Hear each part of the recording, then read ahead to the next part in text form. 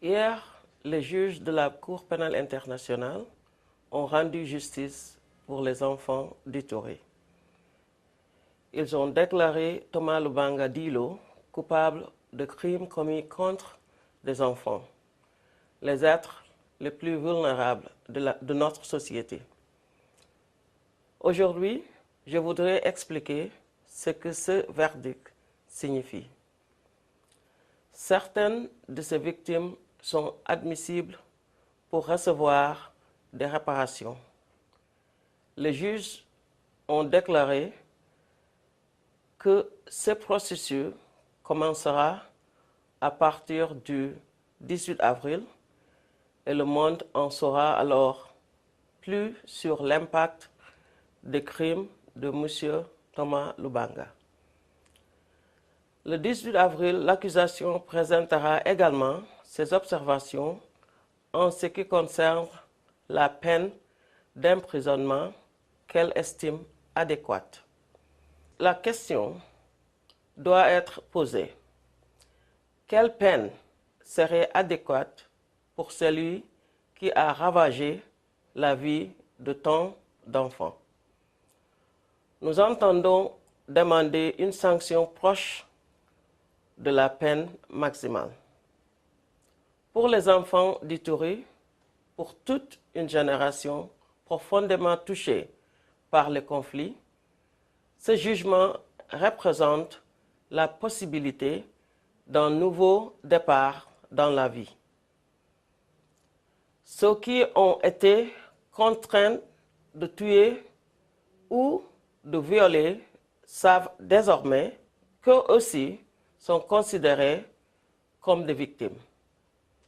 Les jeunes filles enlevées pour servir d'esclaves sexuels savent que leurs souffrances ne seront pas passées sous silence.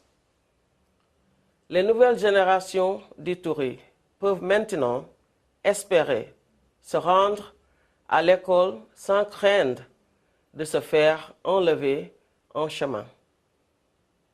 Ces enfants pourront désormais vivre comme des enfants. C'est un droit fondamental que Thomas Lubanga ne pourra plus leur enlever. Ce verdict envoie un message clair. Les crimes contre les enfants ne seront plus tolérés. Suite à cette décision, l'accusation présentera des charges supplémentaires pour meurtre et viol à l'encontre de Bosco Ntaganda, ex numéro 3 dans la milice de Thomas Lubanga. En 2006, un mandat d'arrêt de la Cour pénale internationale a été délivré à l'encontre de Bosco Ntaganda. Bosco est toujours en fuite. Il démontre jour après jour, par les crimes dont on continue à l'accuser, le coût de l'impunité. Il est devenu le leader d'une milice dangereuse, responsable de la commission de viol à grande échelle dans le Kivu en 2009 et 2010. Et il est actuellement un général dans l'armée de la RDC. Il est temps d'arrêter Bosco Ntaganda. Ce n'est pas aux populations civiles de Kivu de payer le coût de l'impunité pour les crimes commis par Bosco Ntaganda. Comme la Cour vient de le démontrer dans l'affaire Thomas Lubanga, il est temps que les criminels payent pour leurs crimes.